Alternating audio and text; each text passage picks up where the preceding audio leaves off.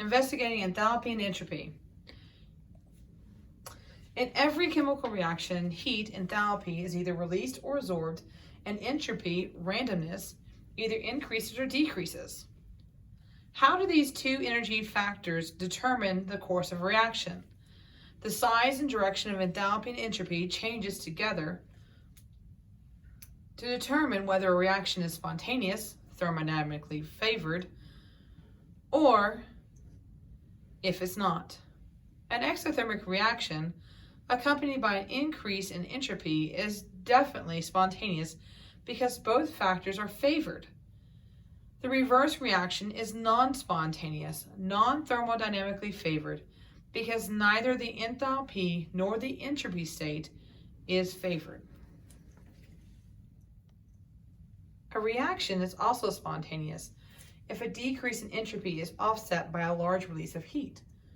Similarly, an endothermic reaction is spontaneous if an entropy increase offsets the heat absorption. For example, enthalpy change and entropy change work in opposite when ice melts.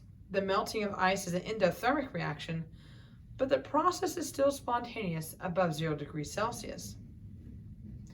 At these temperatures, the absorption of heat is more than offset by a favorable entropy change. Objective: to observe and measure energy changes during the formation of solutions.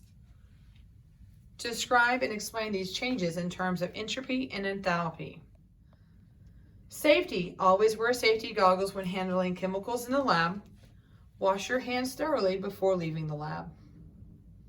And follow the instructions. So we have our calorimeter cup. We are going to measure out between 15 to 25 milliliters of water. We're going to pour that water into our cup.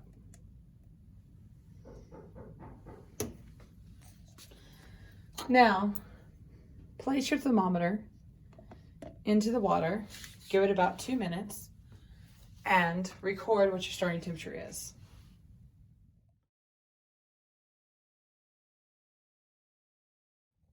Obtain 5 to 7 grams of solid sodium chloride. We're going to measure that out. We're going to record that. And then we're going to place it in the calorimeter cup. And we're going to stir and see what happens to our temperature as the salt starts to dissolve.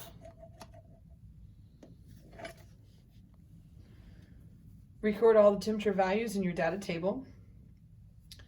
Make sure to write down any observations you see in your from your calorimeter cup reaction. And then we're going to repeat with some more substances.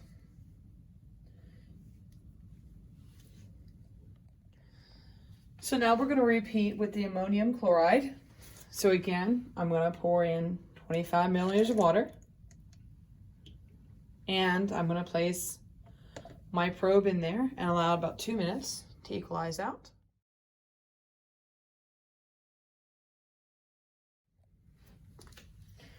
Now, I have my ammonium chloride that I've weighed out, 5 to 7 grams of it.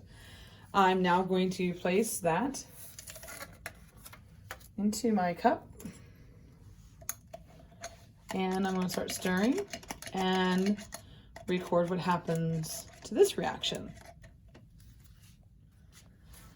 Again, make sure you allowed enough time to react. Continue to stir and record your temperature changes.